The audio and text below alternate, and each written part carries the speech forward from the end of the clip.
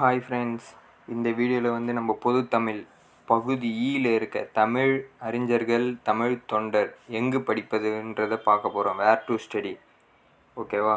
இதில் வந்து பாடத்தலைப்பு புதிய சமச்சீர் புத்தகம், பழைய சமச்சீர் புத்தகம். இதில் வந்து பாரதியாருன்றது வந்து 6th 8th 10th 11th 12th இயல் எந்தெந்த இயல்னு அதுக்கு உண்டான நம்பர் இதில் இருக்குது. பழைய சமச்சீர் புத்தகம்னா அதுக்கு எந்தெந்த ஸ்டாண்டர்டு பழைய இது இருக்குது. அதே மாதிரி பாரதிதாசன் இருக்குது.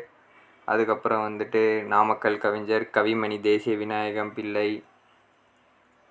அதுக்கப்புறம் வந்து முடியரசன், வாணிதாசன், சுவரதா, கண்ணதாசன், உடுமலை நாராயணகவி, பட்டுக்கோட்டை கல்யாணசுந்தரம், மருதகாசி, தாராபாரதி.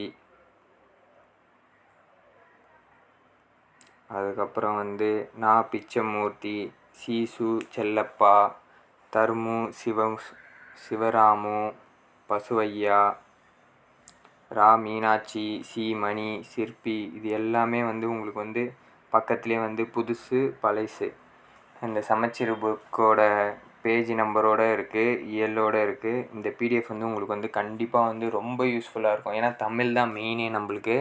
தமிழில் வந்து நம்ம 95+ மார்க் போட்டால் மட்டும்தான் வந்து குரூப் 4ல் வந்து நம்ம வந்து வேலை கன்ஃபார்ம்ன்றதை வந்து கிளியர் பண்ண வைக்கிறதுக்கு உண்டானது.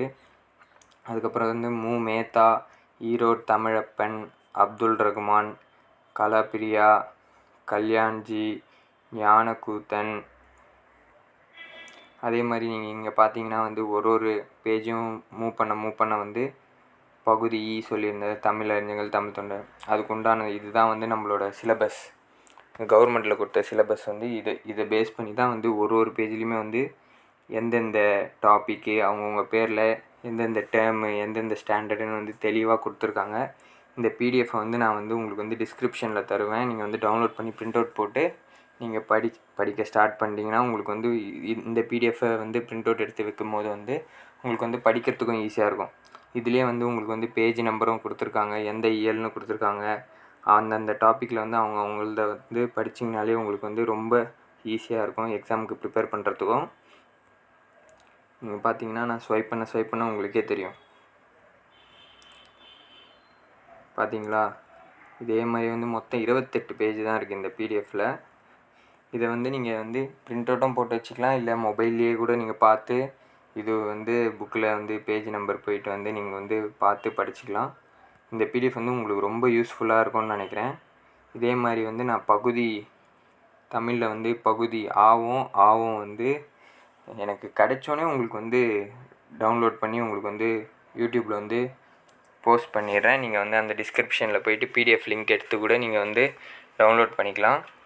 இதே மாதிரி வந்து எல்லாத்துக்குமே வந்து நான் வந்து வீடியோஸ் போடுவேன். அதே மாதிரி வந்து நம்மளுக்கு வந்து தமிழ் டெஸ்ட்டு நிறைய நம்ம எவ்வளோக்கு எவ்வளோ டெஸ்ட்டு போடுறோமோ அவ்வளோக்கு அவ்வளோ வந்து நம்மளால் வந்து ஸ்கோர் அதிகப்படுத்திக்க முடியும். அதே மாதிரி டெஸ்ட்டு கொஷின் பேப்பர்ஸ்லாம் கூட நான் வந்து இனிமேல் வந்து வர வீடியோவில் வந்து பிடிஎஃபாக வந்து கொடுப்பேன். நீங்கள் வந்து அதை டிஸ்கிரிப்ஷனில் போய்ட்டு டவுன்லோட் பண்ணி வந்து பார்த்துக்கலாம். இது வந்து ரொம்ப இம்பார்ட்டண்ட்டான பிடிஎஃப் வந்து இதை வந்து நீங்கள் டவுன்லோட் பண்ணி பிரிண்ட் அவுட் போட்டு வச்சு படிச்சுக்கோங்க. ஈஸியாக குரூப் 4 பாஸ் பண்ணிடலாம். நம்ம வந்து ஹார்ட் ஒர்க் போடுறதுல தான் இருக்குது.